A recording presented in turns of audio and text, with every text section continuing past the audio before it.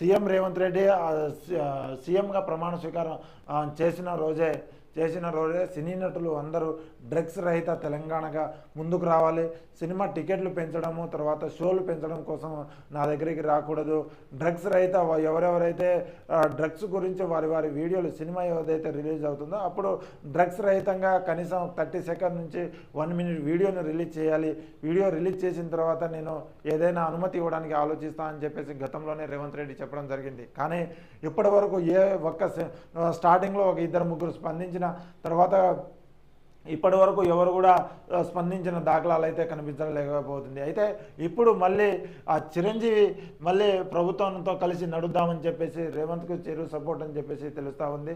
అయితే ప్రభుత్వంతో కలిసి నడుద్దాం, డ్రగ్స్ పూర్తిగా నిర్మూలిద్దాం,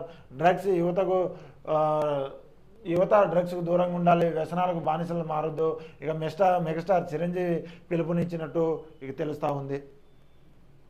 ఇక హైడ్రా విషయాన్ని పక్కన పెట్టేస్తే, డ్రగ్స్ విషయాన్ని పక్కన పెట్టేస్తే ఇక బీఆర్ఎస్ వాళ్ళ మరో కోణం అయితే చూస్తూ ఉన్నారు. ఏదైతే ఇప్పుడు హైడ్రా తరహా కూల్చివేతలు ఏదైతే నడుస్తూ ఉన్నాయో అది ఇప్పుడు దాన్ని క్రోబాగా మేము అధికారంలోకి వచ్చిన తర్వాత దాన్ని కోబ్రాగా మారుస్తామని చెప్పేసి బీఆర్ఎస్ నాయకులు అయితే చెప్తా ఉన్నారు. అయితే కాంగ్రెస్ అవినీతి ఆక్రమణలు ఎక్కడెక్కడైతే కాంగ్రెస్ కబ్జాలు చేసి